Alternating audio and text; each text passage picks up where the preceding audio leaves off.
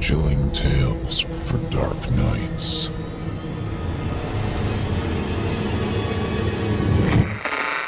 Want to make sure you never miss a Chilling Tales for Dark Nights video again? Be sure to subscribe and hit that bell to turn on notifications.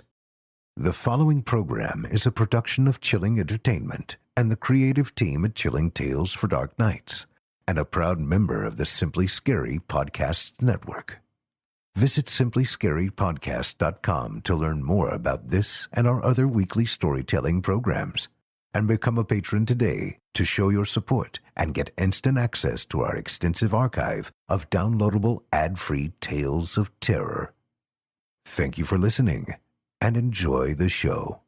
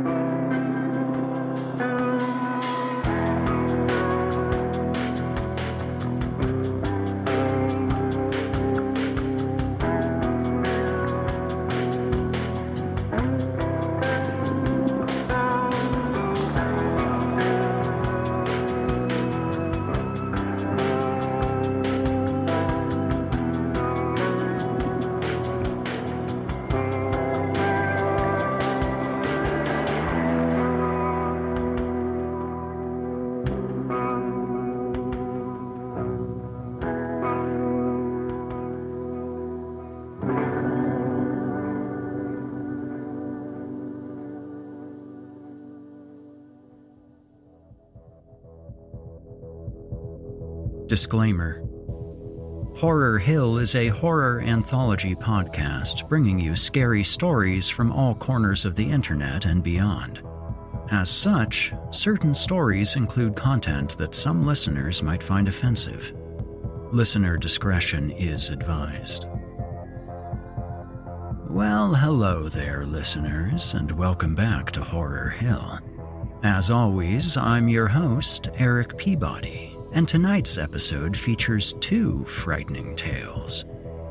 To open, we'll be reading Quiet Desperation by Clarence Carter. In this story, our protagonist, Hank, is in a tough spot. Being a single parent raising a teenage child would be hard enough, but Hank's business has also just gone under, and the loan sharks are closing in.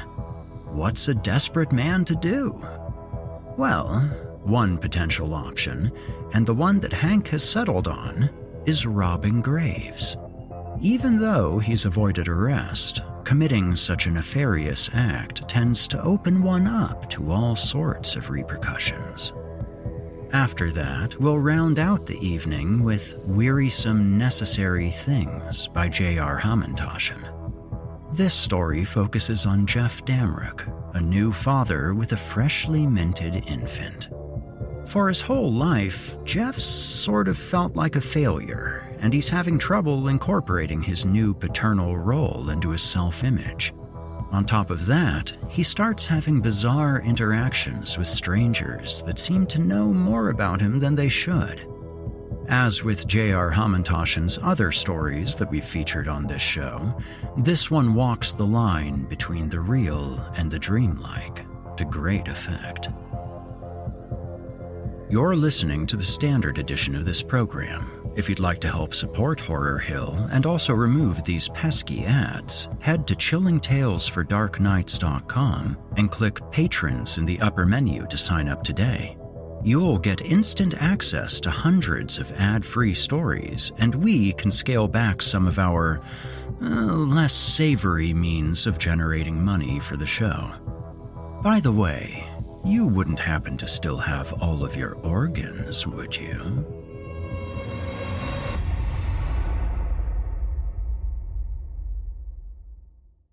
And now, from author Clarence Carter, I give you Quiet Desperation.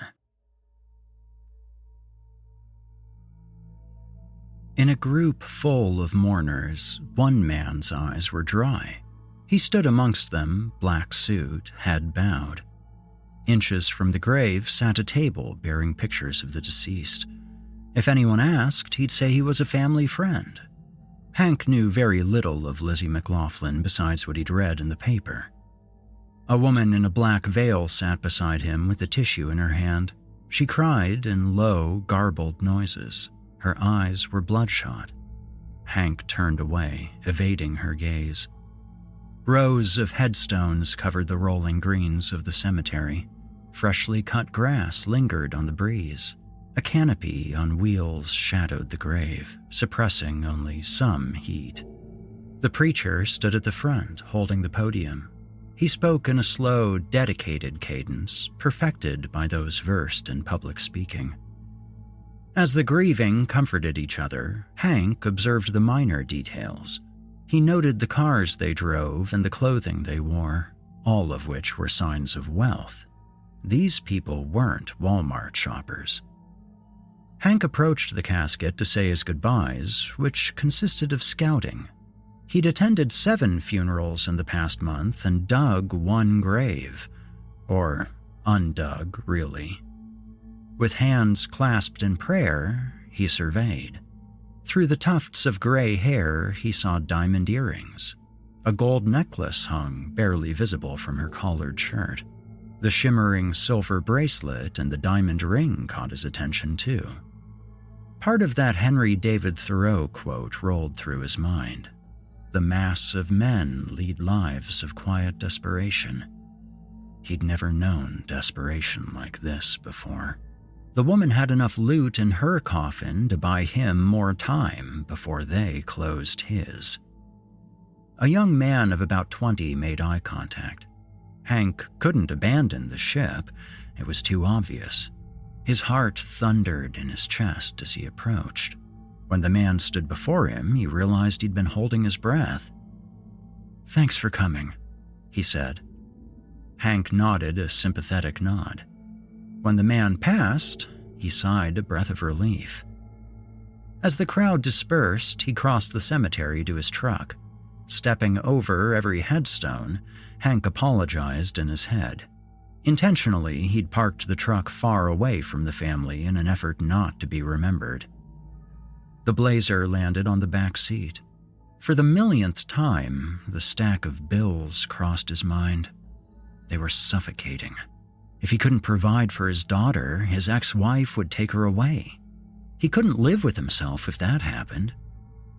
The truck rumbled to life, and he beat the other cars out of the cemetery. He checked over his shoulder several times to ensure he had yet to be followed. The brakes screeched outside the bakery he'd frequented for years. He stepped out, looking up and down the main drag for cops. Aside from the previous job being mentioned on the news, he had no reason to believe they were onto him. Bells above the door jingled as he held it for a woman with a smile. Waiting in line for a cup of coffee, he checked over his shoulder and then glanced at his watch. It would have joined his other belongings at the pawn shop if not for its sentimental value. A sharp pain settled in his lower back, brought on by the hard plastic seats. Sipping his black coffee, fingertip tapping wildly against the table, Hank watched the parking lot. A cloud of exhaust plumed, signifying Jake had arrived. An average-sized man stepped out of his monstrous truck. The haze dissipated, revealing Hank's nephew, too stubborn to buy something practical or affordable. Sporting dark-ringed eyes and dirty Wranglers, Jake looked like he'd been on another video game bender. Jake's father, Hank's brother, complained about them often. "That fucking Call of Duty," he remembered his brother saying. The woman behind the counter slapped a roll of change against the register. The other window front booths were empty, leaving them some privacy. Hank checked over his shoulder to assure himself the woman wasn't listening. He'd also motioned for Jake to lower his volume several times. He leaned in, whispering, "I know there's nearly $1,000 worth of jewelry in that casket." Jake nodded a couple of times, but said nothing. Gripping tight to his coffee, Hank said, "Just like last time, we meet at 11. There shouldn't be any interference." Jake patted a yawn, but kept silent. On the way out, Hank waved to the woman behind the counter. "See you tomorrow, Rita." Rita returned the wave. Elvis played through the speakers of his truck as he tapped his foot. A series of thoughts floated around in his mind, mostly memories of a simpler time. There'd been a time when he hadn't been dodging a loan shark at every turnaround, a time when he'd been happy, when Rachel had only been a baby. The truck's lights extinguished. As he walked across the dirt parking lot, he kept an eye out for an ugly Cadillac. He couldn't afford to bump into him. His kneecaps couldn't handle it. Illuminating the entrance to his apartment building was a small light which buzzed. Flittering bugs thumped against it. Hank gave it a wide berth with a wary eye. A strong odor of fish wafted through the first-floor hallway. New tenants had taken the first apartment. Judging by the array of scents, they ate seafood often. He grumbled his complaints before wandering upstairs. When inside, he saw the eviction notice he'd thrown away, uncrumpled on the table. His daughter, Rachel, had fished it out of the bin. The TV wasn't on, so he imagined she'd already gone to bed. The slow ache of frustration crept across his mind. He wished he'd been better at hiding their dire situation. Once, he could pull the wool over her eyes, but at 15, she saw through his bullshit. She was a mature 15, too, who got mistaken for an adult too often. With a click of the remote, the TV flickered on. The cabinets were bare, as was the fridge. A saucepan filled with water banged against the burner, followed by a packet of chicken-flavored ramen. The water bubbled as he listened to the TV in the corner. A beautiful anchor rambled on about the rising gas prices. Hank gripped the bridge of his nose, frustrated by the endless inflation. He had checked the weather obsessively for the past week, ensuring there would be little interference. The last grave robbing had left the news cycle, and he patted himself on the back to escape it. He considered going into his daughter's room to talk, but thought better of it. Their relationship was constantly on the rocks. Being a single dad had always been challenging. Although his landscaping business had failed, he knew Rachel was better off with him than her mother. After watching the weather, he turned to ESPN, where the Celtics embarrassed themselves for the third game in a row. Before halftime, he'd drifted off to sleep in his recliner. The alarm on his phone woke him at 10. The kinks in his back popped as he stretched. Outside the window, the skies looked clear. Even a couple of stars poked through the light pollution. The Keurig rattled and banged as it slowly poured a strong line of coffee. It sputtered, threatening to die. A strong smack to its side brought it back to life until it finished. The alien sticker on his thermos made him chuckle as he tightened the cap. Careful not to wake his neighbors, Hank tiptoed down the stairs. The odor of fish had been replaced by cleaning products. From the tool shed behind his building, he grabbed the shovels. Carefully, he lowered them into the bed of his truck. His eyes grazed every window, making sure he wasn't being watched. Driving through town, looking at all the houses, Hank considered how abnormal his life had become. While most people were sleeping, he was digging. He longed for the days when his landscaping business had increased, back when he had a sense of purpose. On a dirt road half a mile from the cemetery, he stepped out of the truck and stretched his legs, looking up at the bright moon above. He had decided they could dig by the moonlight and spare the flashlight batteries. As he waited for Jake, he thought back on the eviction notice. He couldn't let that happen. With this score, he'd catch up on the rent and buy himself time. The last thing he wanted was for Rachel to go. The back-breaking labor didn't bother him. He'd worked in that cemetery many years ago, doing the same thing, in reverse. Another engine rumbled up the dirt road, country music blaring from the radio. It came to a stop 20 feet away. Conway Twitty's voice dropped off. Wearing a camouflage hat and a stupid grin, Jake dropped out of the truck. Hank slapped a shovel into his nephew's hands. "Did you bring the thing?" Jake shuffled through the cab before pulling out the radio. He turned a dial and it came to life. Police squabbled back and forth. Some assholes had dragged an ATM, giving them plenty to do. Jake smiled. "It looks like we've got time." The moon shone brightly above, lighting the path across the cemetery. The wind rustled the treetops. Off in the distance, a lone owl hooted. Hank crossed the cemetery with his head on a swivel, mindful of the stones jutting from the ground. He'd tripped on a few during his time there. Wintergreen wafted through the air, and he knew his nephew had just put in a plug of tobacco. The shovel dragged on the ground behind Jake as he asked, "Why do you insist on parking so far away?" Hank paused long enough to give his nephew a disappointed look. "If we parked near the cemetery, people would notice. Nobody can see the trucks when we park on the service road." Jake spat a line of chew that defaced a headstone. If it wasn't his brother's son, he'd fire him. Hank loved his nephew, but the boy had no future. His days were spent playing Call of Duty, drinking Mountain Dew, and discussing hunting. Since dropping out his sophomore year, his future looked dismal, at best. The layout of the cemetery had been etched into his memory. He'd dug tons of graves and mowed the lawn hundreds, if not thousands of times. Wind whispered through the trees as they moved toward their destination. Their tools clashed to the ground. Hank looked around, ensuring they were alone. Crickets chirped distantly.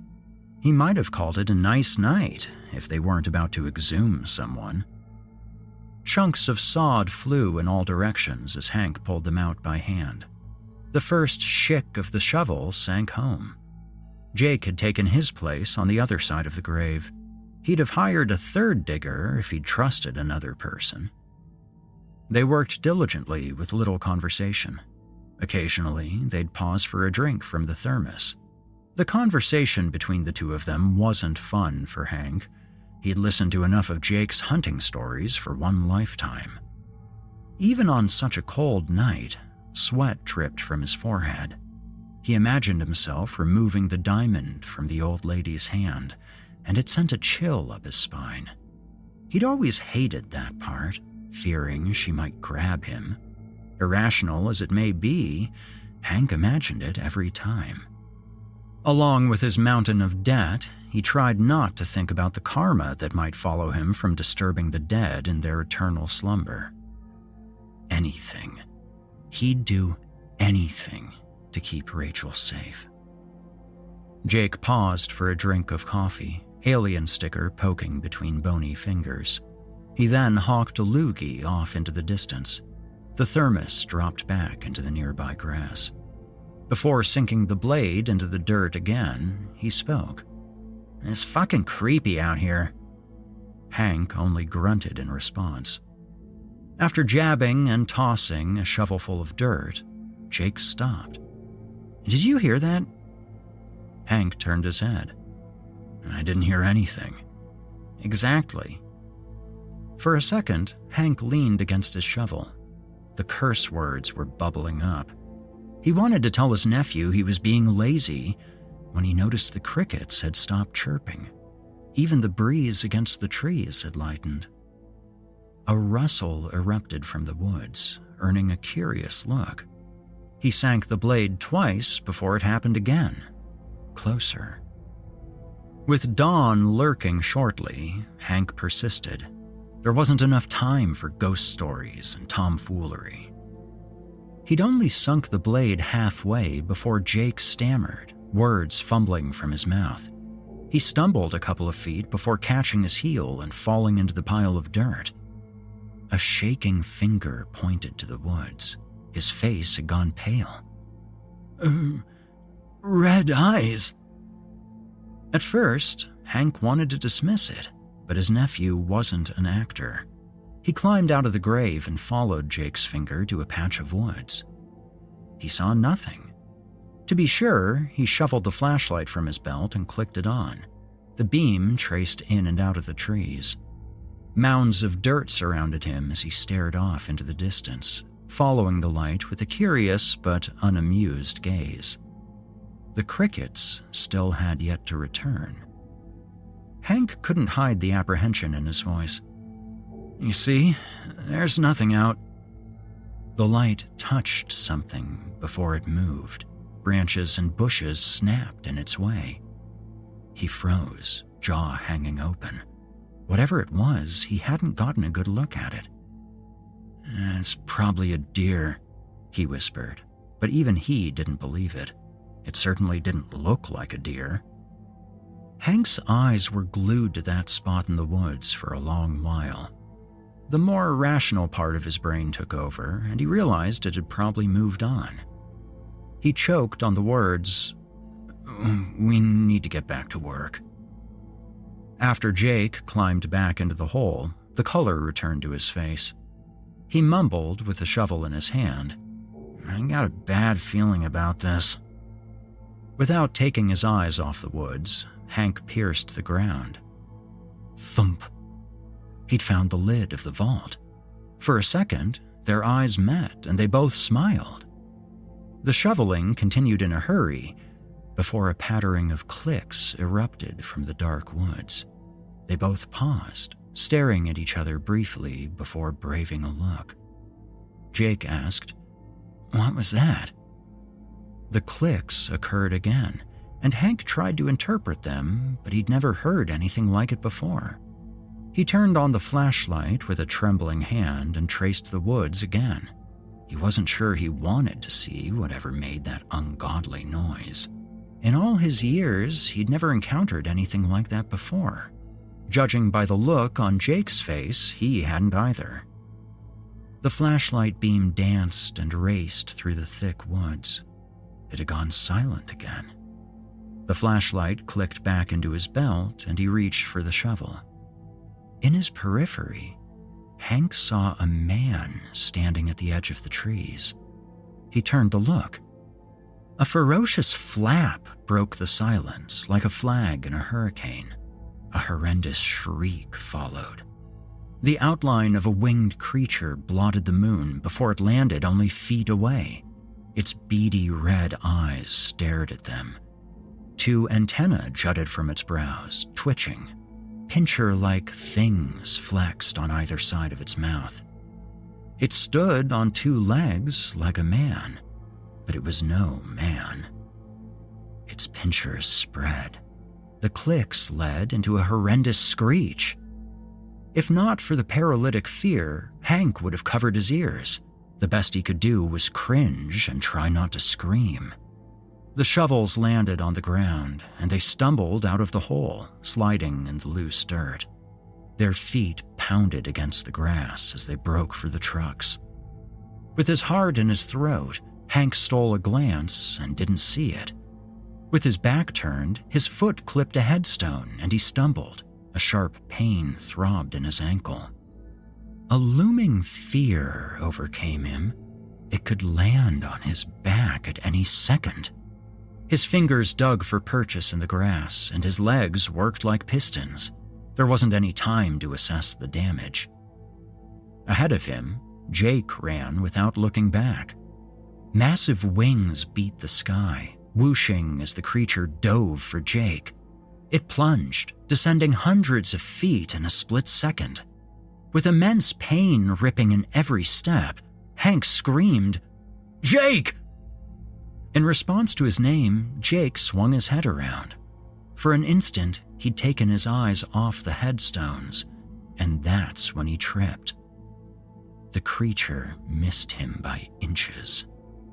A wave of relief swept over Hank, a fleeting one. Its massive wings rippled.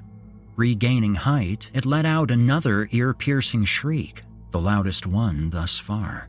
It vibrated his skull, and he swore he felt it in his fillings. Wincing, Hank clapped his hands over his ears. It did nothing to protect him. He desperately searched for it, but the woods were just too dark. With every step, unimaginable pain stemmed from his ankle. The vast distance between them seemed like miles as he hobbled toward his nephew. Jake fumbled to find his feet, looking like a newly born calf. Its merciless red eyes illuminated from a tree. Hank's stomach dropped. From its treetop perch, it pounced, gaining both momentum and ascension. Its rugged wings tore at the sky before it swooped again. From across the cemetery, Hank screamed. He saw the beast descend on his nephew as if from a horror flick. Jake couldn't get away in time. With its massive talons, it shredded into his back. The screams of agony sent chills racing up and down Hank's spine. No amount of protest drew its attention from Jake. Popping and crackling commenced as it swiped at him again, tearing his flesh in tendrils. Before he reached the monster, it turned to look at him. Those cold red eyes stared as its talons dug and clawed at the meat on Jake's back. In an instant, it launched into the air. Unable to track it, he lost sight of the thing. Lying on the ground, gasping for air, Jake shook violently. Hank approached. He lifted Jake's head into his lap, where he rocked him. Trickles of blood ran over his knees. A few wet coughs escaped his lips before his life faded away. Every time Hank closed his eyes, he saw those menacing reds glowing from the trees. The flap of its wings echoed in his psyche. Placing his deceased nephew on the ground, he rose to his feet. Agony roared from his ankle. 50 feet ahead, the creature perched on a headstone. It stood between him and the truck. He looked from the monster to his truck and decided he couldn't make it. He looked around, hoping there might be something helpful, like a weapon, and found nothing. Kneeling on the ground, he shuffled through Jake's pockets, hoping to find a pocket knife or something. Nothing. The only option he had was to turn back. Those eerie clicks filled the silence. Its silhouette on the stone reminded him of gargoyles. Turning his back on the creature brought forth paranoia he'd never known before. He checked over his shoulder every few feet, certain it would come for him. 5 rows of headstones passed before the beast took flight. Its fierce wings rippled through the air. Thankfully, Hank heard it coming. Just like Jake, he ducked seconds before impact. Its sharp talons missed him by inches, sending a gust of wind that riddled him in gooseflesh. Jolts of pain shot through his leg as he hobbled toward the open grave. He might have lost track of it, if not for its luminous eyes. Off in the trees, it stood, a bird stalking its prey. Feet from the mound of dirt, he stumbled. Another massive shriek filled the silence, and he knew he had no time. Sinking his hands into the grass, Hank pulled himself foot after agonizing foot until he fell into the hole. He landed on the vault with a thud, knocking the wind out of him. Gasping for air, with stars dancing in his vision, he groped around for the shovel. Trembling fingers wrapped around the wooden handle. The creature's outline stood on the edge of the grave. Dizzy and wounded, Hank found his feet, using the shovel to regain his balance. It swiped at him, missing his head by inches. Those awful clicks filled the small void of the tomb. With the shovel, he swung, clipping its leg. It screeched. The monster jumped maybe 3 feet, parted its wings, and descended on him. Razor-sharp claws lowered toward his face. Blindly, he swung the shovel. It hit something with a tear, like ripping paper. It wasn't until they were squabbling in the grave that he realized he'd pierced its wing. Shrieks rattled his ears as he swung the shovel, catching it on the narrow walls on either side. He kicked and punched, swung and fought. A lucky shot caught the monster in the head with a terrible bang. it fell still. In disbelief, Hank stood there, wielding the shovel. He waited for it to regain its feet and attack. It didn't. After a little while, Hank climbed his way out of the grave. The click of his flashlight revealed a winged monster, something he would have otherwise believed to be a myth. He grasped the shovel and stood over the grave with no other choice. If he were to bring attention to the authorities, he'd have to admit what he'd been doing. He couldn't do that. He couldn't go to prison and leave his daughter all alone. The first shovelful of dirt landed on his nephew, the second on the monster. He went on like that until the sun crested the horizon. Then, from the graveyard, he fled.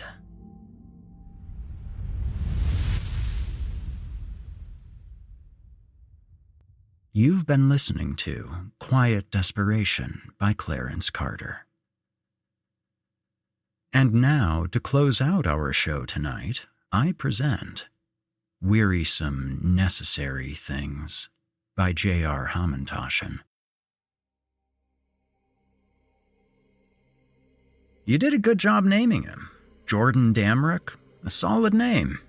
You know, with some people nowadays, you never know what silliness they're going to come up with. That was Clayton, sitting on the couch in the Damrock's apartment beside his longtime girlfriend, Annabelle, who herself was wishing in vain for a proposal and estimating when she should give Clayton an ultimatum.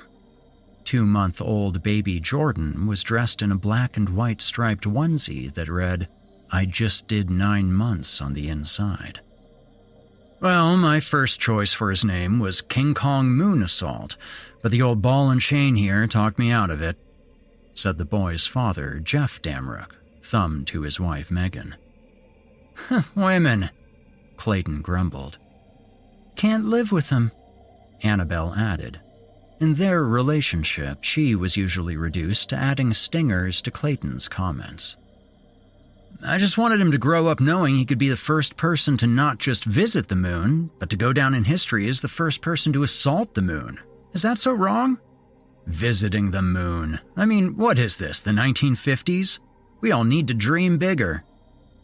Could have been an inspiration to us all, and what is he now? Just another Jordan. Clayton deadpanned, then smiled over at Megan, who was shaking her head. Darn right he's a Jordan. Megan lifted baby Jordan up and down. On the ascent, he smiled, because he was enjoying it, or the position change helped him relieve gas.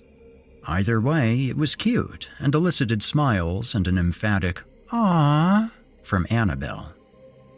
This was how the repartee with Clayton had gone throughout the entire course of their decade or so of friendship, back when Jeff and Megan were adamant they didn't want children. Back before Annabelle had even met Clayton, and therefore missed all the times Clayton had agreed with the general sentiment of, yeah, kids are cool, but not for me. Clayton was impressed that Megan either recovered nicely or had retained her slim figure throughout the entire pregnancy.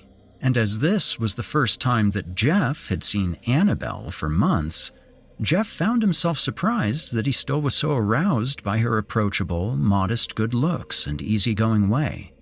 In a type of dream logic, he figured having a child, the most grown-up thing someone could do, might stop him from finding other women attractive.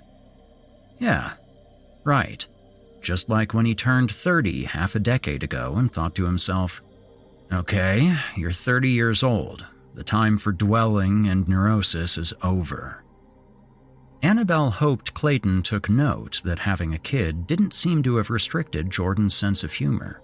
To that end, she asked, "So how different are things now, with a kiddo?" A phrasing she regretted, as it didn't serve her purpose as a leading question. Well, I'd say the biggest difference is now we have a kid to take care of all the time. Interesting. I'm taking notes. Annie, did you get that? Sleep. That's the real thing. Oh, how you miss sleep, Megan added. Yeah, sleep is necessary, Clayton said with a smile. grateful his time with a baby would be limited to these few hours. "Oh God, sleep, how I miss you," Megan groaned. "But it's all worth it for you, little man," she added to the rising and falling Jordan, as if he was silently questioning her loyalty. "I don't know if you feel the same way, honey, but outside of all the stuff we need to do for the little guy, I don't feel profoundly different. I mean, I have stopped rounding up and killing small animals I find in the alleyway, but really that was coincidental. I was planning on giving that up anyway." Clayton looked at Annabelle. "See, these are the sacrifices the mainstream media doesn't want you to hear about." "True, so true," supplemented Annabelle. These rare few hours among friends were a cordoned off alternative reality where parenthood, like everything else, was all irreverent humor. One unacknowledged substantial difference in the Damrooks' new life was that this was the first time seeing their friends for months. Beyond the jokes, Jeff made sure he was as involved as Megan, which one couldn't really avoid anyway, in a 2-bedroom apartment where the baby slept in a bassinet placed in front of the bed. When Jordan woke crying in the middle of the night, it was Jeff who fetched him and brought him to Megan for feeding. He worried just as much as she did if the poop looked a strange color, or if Jordan wasn't drinking enough, or that maybe not enough milk was being produced. Throughout the visit, the Damrooks had been playing, at sufficiently low volume, a baby song playlist off their Bluetooth speaker. Jeff was sad at how few of the baby classics he knew, and didn't remember much music in his house growing up, from babyhood onward. Their apartment was festooned with baby toys, none of which baby Jordan could do anything with at his age, when he was little more than a sentient lumpen potato. Clayton squeezed a ball made up of many circles. "A ball? The classics never go out of style." "That's actually a fancy O-ball." "A ball is just a ball. Stick that bad boy up your ass and you'll know where it gets its name," said Jeff. Clayton laughed, smiled widely, and leered enthusiastically while the conversation picked up volume. "O-ball, baby. Now you know what I want for Christmas." Jordan looked deep in thought. Maybe he didn't like that joke. Or, more likely, a poop may be forthcoming. Jeff took notice. "Wait for it. It may be coming. I want to start a movie review TikTok with him. Looks like he's about to give some unsolicited reviews. Hey Jordan, what do you think of the latest Blumhouse movie?" "Looks like he's really mulling that one over," said Clayton. They all fell expectantly silent as Jordan gave a little inhale. They all thought to themselves how strange it was to avidly wait for a baby to loudly shit itself. Jeff listened with a strange intensity to the baby playlist. Jordan emitted a little burp. "A mixed review, then," said Megan. "Yeah, not so bad. Not terrible, then. Maybe we'll check it out," offered Annabelle. "What kind of baby song has the lyrics yearning, burning, yearning?" It took the others a beat to realize Jeff was supposedly asking about the song they were listening to. Clayton at first smiled, thinking it was the beginning of a joke, then pursed his eyes and chuckled despite himself. "What?" Megan asked. Annabelle made an exaggerated face, as if she had expected someone to ask a question, but not that question. "The song. It just went something like yearning, burning, yearning. You heard it, right, Groshek?" That's a trick learned early in parenting. When something unpleasant or awkward arises, address it to the baby to break the tension. That way you can ask something without really asking. "I didn't hear it." Megan looked at her phone to see the playlist. The song is called Lava Shake. Makes sense, though. Burning lava, don't burn yourself, right? I mean, yearning, though, that's at least like a pre-K word, right? Clayton tilted his head conspiratorially. "See, I'm onto something," said Jeff on autopilot. "Okay, I'm restarting it now." The song, as befitting a wildly popular kids' song, did have a rhythmic, chant-like quality to it. They all waited for Jeff to say something like, "There," when the offending lyrics repeated, and the others all listened, still smiling, looking forward to getting to the bottom of this mystery. I think it was when they said turning. It said turning, turning, turning. That could have been it? That makes the most sense, Clayton offered, which everyone agreed to. Yeah, Jeff agreed distractedly. A few pauses, and then, to fill the air, "Would have been badass, though, if it had been yearning and burning." Teach 'em young what's in store for them later in life. All burning and yearning, said Megan. There was more chatter, Megan taking the lead as Jeff's input fell behind. At one point, there was a question from Annabelle about what baby poop actually smelled like from a breastfed baby, to which Megan described it as pretty mild, just maybe sour milk, and, feeling the need to say something to right the course of his spinning center of gravity, Jeff added, "Surprisingly, though, tastes like creme brulee." Jeff had never even had creme brulee, but that didn't matter for the joke, of course. But whatever he said didn't matter, because as the song had repeated, he'd heard it again, as distinctly as the first time. Yearning, burning, yearning. Jeff made no attempt to think about what he'd heard the day before, or to think about how much he missed spending time with friends. That precious space where burdens and responsibilities got set aside for just a few shimmering hours.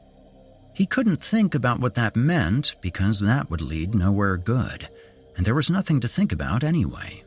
He'd just misheard, he lied to himself whenever the thought came up. That was all.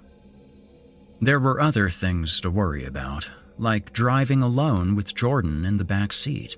He and his wife had always driven together, with him usually in the back seat to comfort Jordan, but she had a doctor's appointment and there were things that couldn't wait.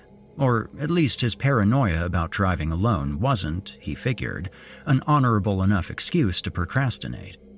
Jeff had always had a utilitarian view of driving in the best circumstances, had always disliked city driving, and driving with first a pregnant wife and now a baby, forget about it.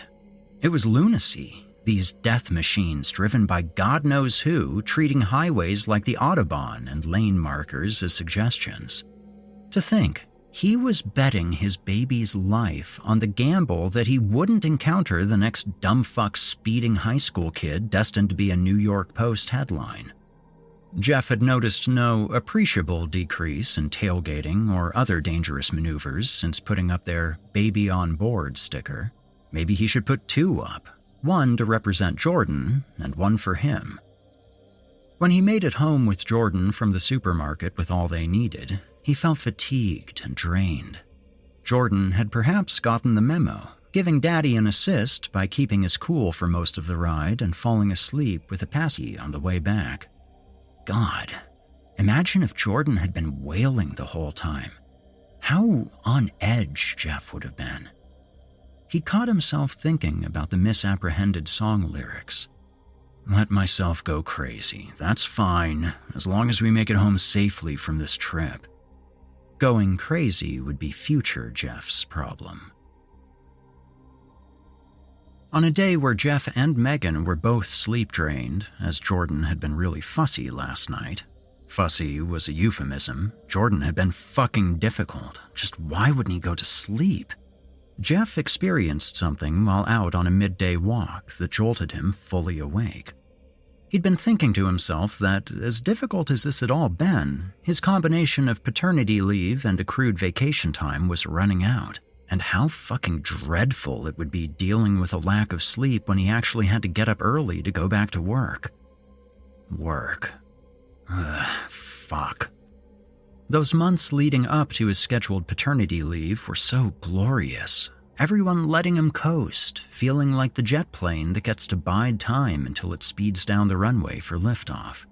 But upon departing, he got the distinct suspicion that his bosses favored the time off for him to find a different position.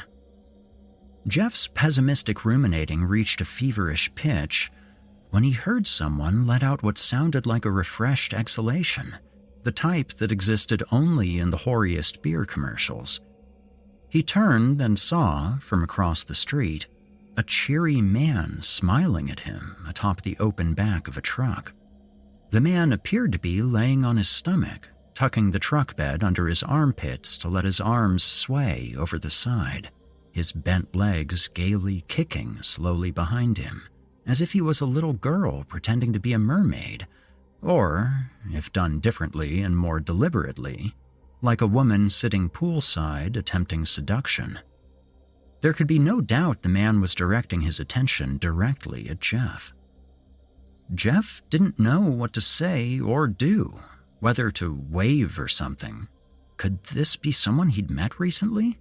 And he didn't want to look too hard, but the man was dressed normally and appeared respectable enough, i.e. was not a clearly deranged street person, so there was no ready explanation Jeff could see for this behavior.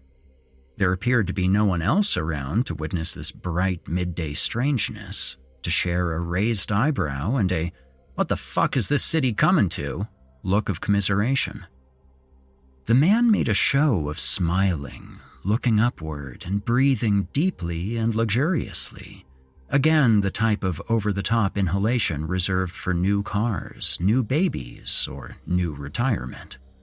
It didn't occur to Jeff to think how it was that, from all the way across the street, he saw the man's open mouth with such detail and experienced the inhale so vividly. The nights were getting worse, although that was, according to the baby apps they subscribed to, expected around the 3-month sleep regression. As work moved closer to the forefront of his mind, a layer of intemperate, staticky panic clung to everything else, as if every chore and task just needed to get done sooner, be done quicker.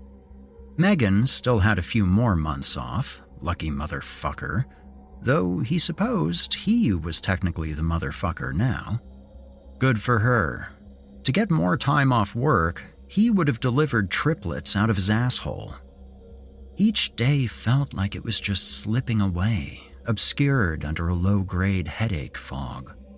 Fortunately, Jordan slept decently during the day, though for only 45-minute intervals, and those brief reprieves were taken up by laundry, dishes, meal prepping, or pointless distractions, like looking up whether a visitor to the United Kingdom with limited time should visit Manchester or Birmingham. Consensus seemed to be Manchester. Jeff's relationship with Megan could have improved, the relationship becoming declarative and task-oriented, especially when sleep deprivation and baby screams became overwhelming.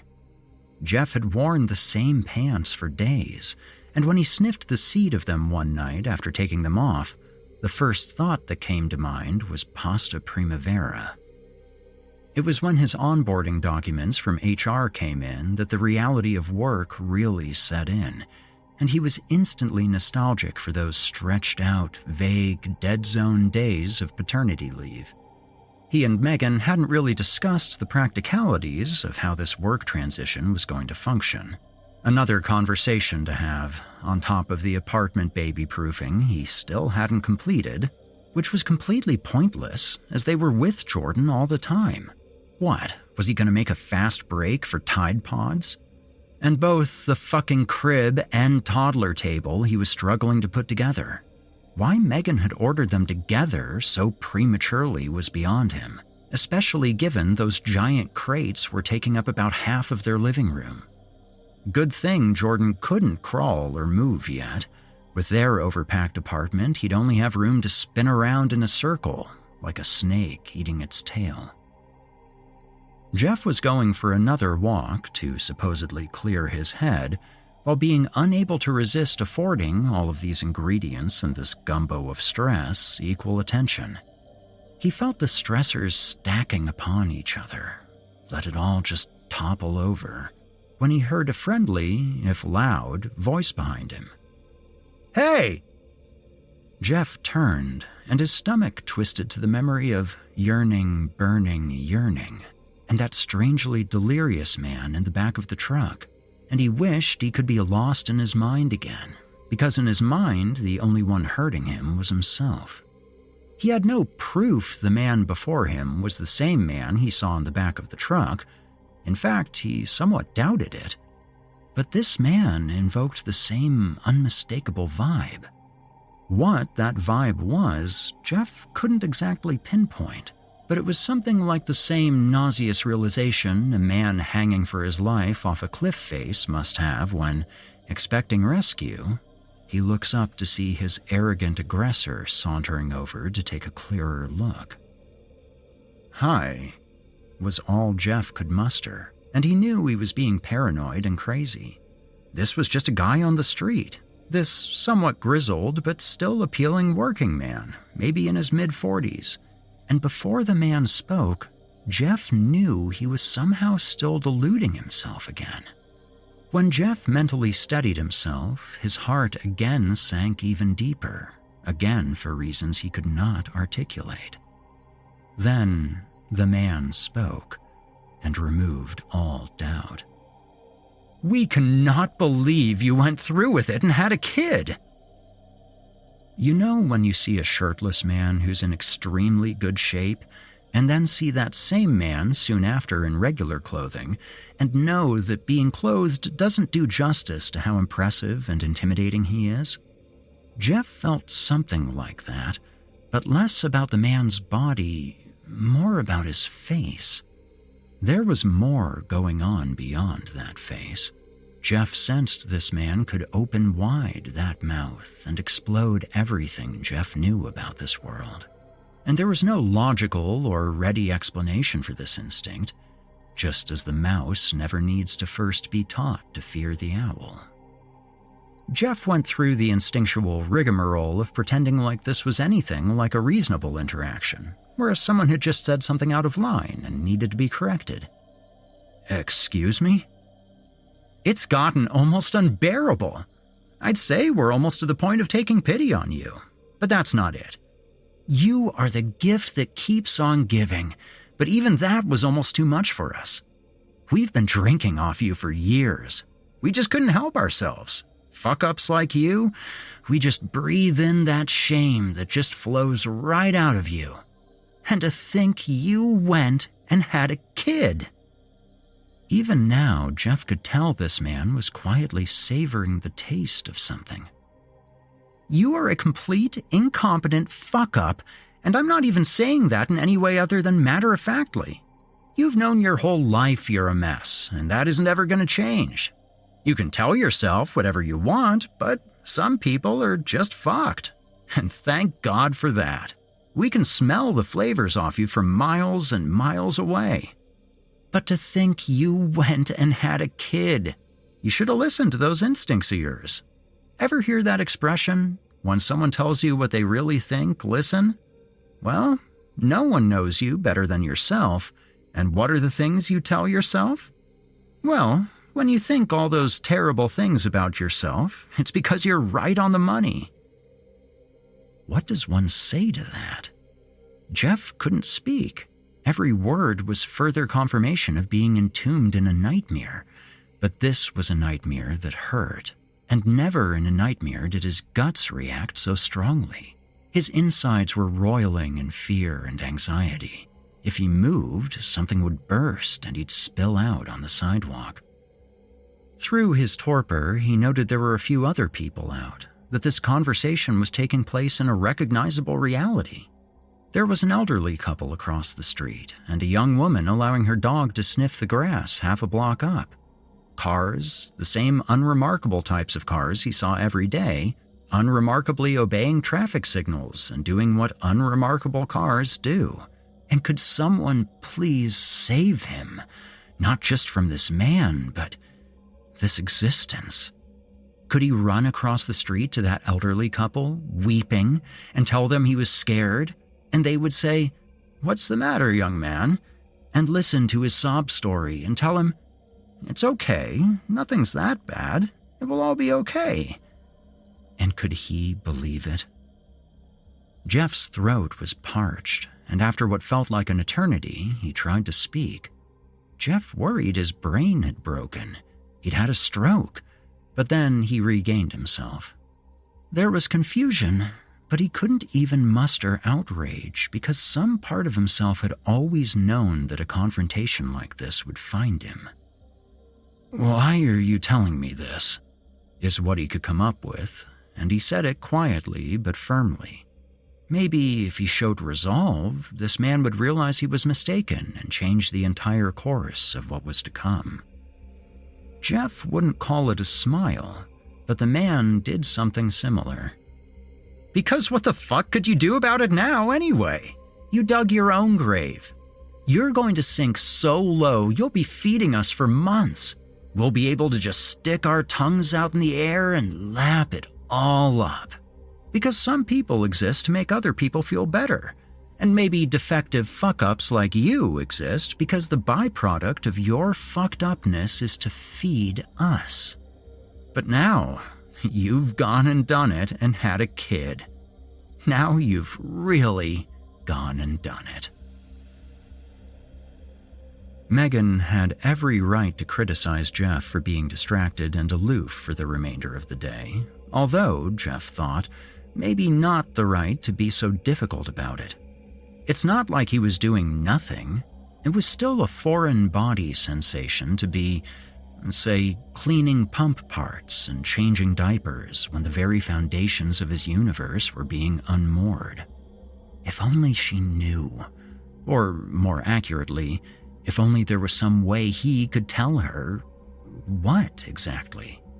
That his lifelong tendency to depression and anxiety, which had seemingly been moderately managed these last few years, had turned into some kind of, dare he say, psychotic mania? Or, at a minimum, there was something terribly awry? Or, a more realistic possibility, he was doing some version of amplifying, misconstruing, or misunderstanding? Who wouldn't believe that a recent parent is sort of losing his mind? Ha ha ha, isn't that the joke? Then older parents tell you, "Boy, you'll miss those days." No, that couldn't be it. Strangers don't just cut you down like that on a normal weekday stroll while ringing some kind of cosmic bell inside you and you dismiss it as a misunderstanding. The man had said his piece and just walked away, with Jeff feigning to himself like he was going to chase the man down and do something. And then the man was gone, and normality reasserted itself. In horror movies, characters suffer some extraordinary delusion in service of a jump scare, like imagining they see giant cockroaches pouring out of a bathtub or a desiccated corpse appearing behind them in a mirror, and then the next scene they just shake it off with a, "Phew, must be nerves." If only movies could serve as anything like a roadmap as to acceptable behavior, then he'd have nothing to worry about.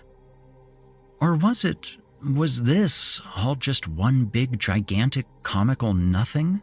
Some ready explanation that was eluding him? He looked down at his son, who was now able to smile at him, and nothing else seemed to matter. Everything else was just noise. Surely, it was just all noise, and whatever had just recently happened to him out there had no bearing on him here, in their bedroom. And when he woke up in response to Jordan's early morning cries, it took his sleep-deprived mind some time to refresh itself as to the recent chaos, and the stomach churn began afresh. While his son and his wife napped, he Googled around for strange incidents nearby. He resorted to searching for Reddit posts about strange men in the neighborhood who started confrontations on personal matters, but no dice. He saw a post about an autistic teenage boy who had gone missing approximately a mile away the day prior, and maybe he should call the police about it and... say what exactly? "Officer, a big mean man made me feel bad about my shortcomings." To ask the question was to answer it. Although he was being stalked, was that it? That could be something. He could call the police about that. Tell Megan that. How else would this man know so much about him? Jeff racked his brain for some kind of explanation, but was certain, no, he had never met that man before, neither him nor the mermaid in the truck. That's the tact to take. Tell Megan he was being stalked. But God, why add more stress and panic? He resolved himself to tell her, but at the right time and with the right phrasing. And he would report it to the police, at least, just to be proactive and do his due diligence. Just tell them the man threatened him and mentioned his son, at least to have a paper record. And what else should he tell Megan? Should he tell her the snippets of memories, more like jumbled copies of distant images that gave further pause to everything he was thinking of doing? A memory of being about 7 and telling his mother, "There are older boys laughing at me," although knowing they weren't just boys. Feeling beside himself with humiliation about something or other, maybe something about how his father made him feel.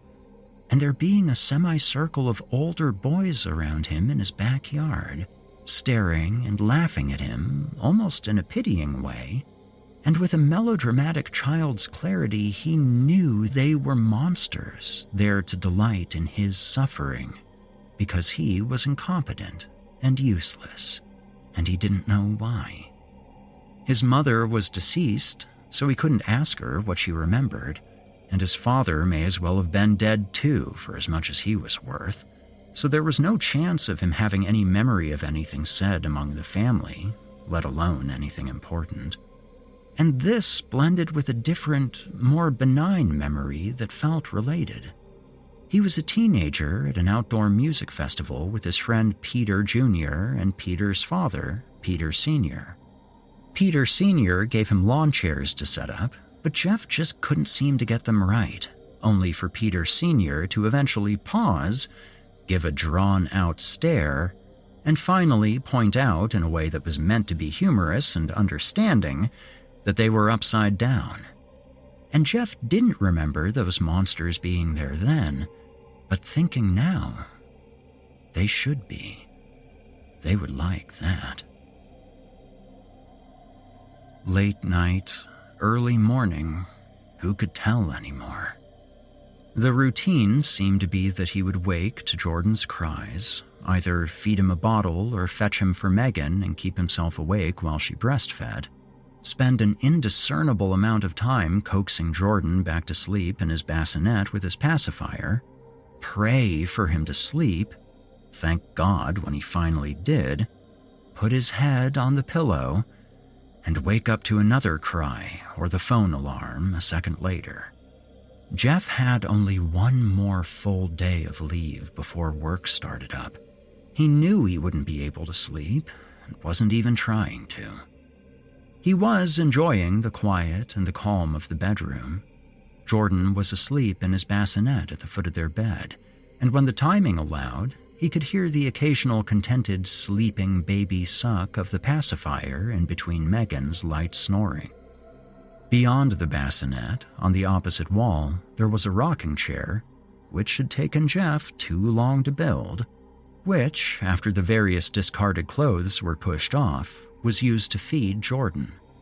Behind the rocking chair was the room's sole window. This window was a stubborn, moody little bitch, perhaps upset about being the only window in the room because no matter how much one adjusted the blackout curtain, it always allowed ambient light to enter. In one corner of the room, they kept a soft blue nightlight near Jeff's closet, which had since become invaded by both Megan's clothes and various baby necessities. The corner opposite was taken up by an armoire, whose interior and exterior were shared by all three of them. He hoped this long stretch of undisturbed night could last forever, although even this he couldn't fully enjoy, because he knew sleep was too fleeting a commodity. He wished he had someone to talk to, someone who could help. Sometimes thinking wasn't his friend, because when he thought too much, the weight of the situation pressed more firmly down upon him. What had he done to safeguard his family tonight? other than make sure, over and over, that the apartment door was locked and the windows closed. While the mind could rationalize, deeper down where instinct lay, where there dwells a sixth sense we haven't yet created a word for, there was felt the plunge of defeat. These monsters had been eating off him his whole life, lapping up his reliable supply of defectiveness. But now, with this drastic life change he couldn't handle, the taste was stronger, and they couldn't resist, pushing for one extreme, delectable bite. He blinked rapidly and was awake without ever knowing if he'd ever been asleep. He woke with disintegrating dreams of wrestling shapes. In the darkness, he could make out the outline of his wife's back facing him. He sat up slightly to look beyond the bassinet and could dimly make out maternity clothes draped over the rocking chair. There was a vertical coherence to the mess of clothes. They appeared to form a slumped shape. He sat up, waiting to identify the discrete articles of clothing that created this illusion, but even after his eyes adjusted to the room, the form still remained. Jeff leaned forward, telling himself he was checking on Jordan, although his eyes never left the still rocking chair. He felt in the bassinet, found Jordan's dropped pacifier, and gave it back to him without resistance, feeling more than hearing the confirming wetness of the placed pacifier being greedily sucked. The top of the form shifted. There was the subtlest symmetrical movement in the deeper darkness, like steepled fingers ever so gently pressing against each other. Everything within turned to burning ice. Meaning disappeared, and all that remained was incomprehensible, insane terror, which his mind accepted so readily, as if partly relieved at the emergence of what he knew had always been peeking around the corners. The moment his hand left the firmly placed pacifier, trailed baby Jordan's body, and unmistakably felt what could only be a dry, open mouth.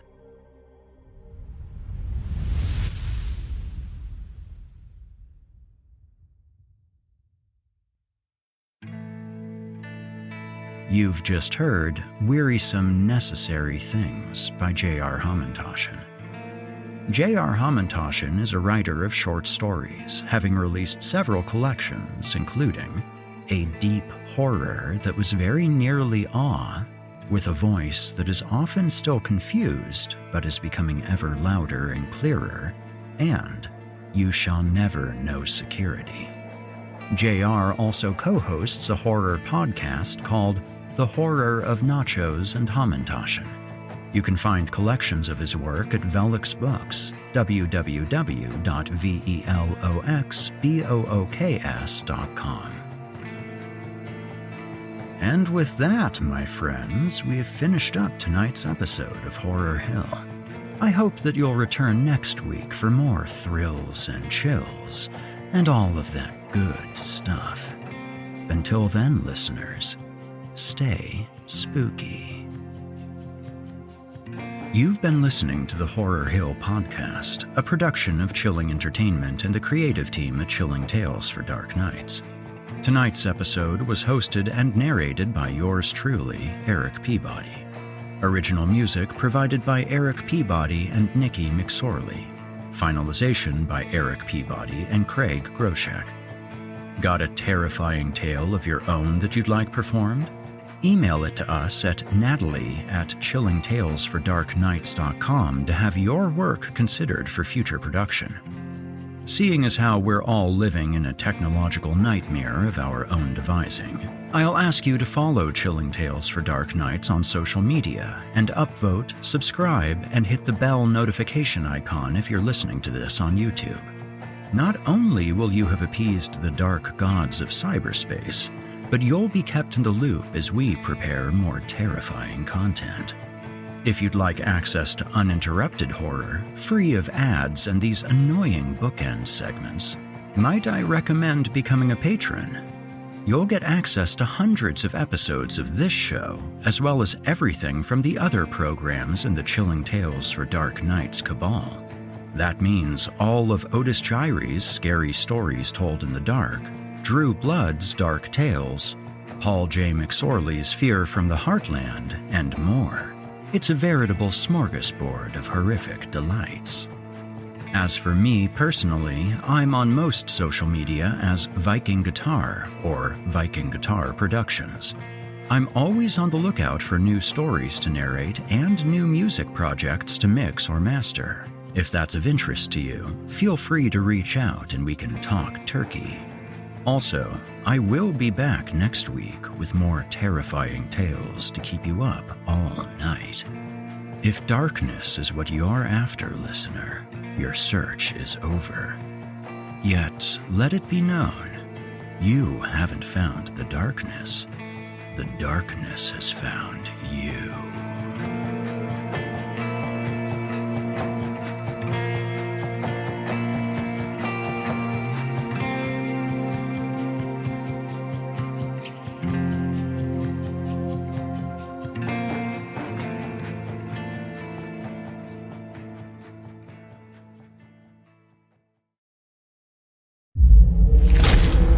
Chilling Tales for Dark Nights.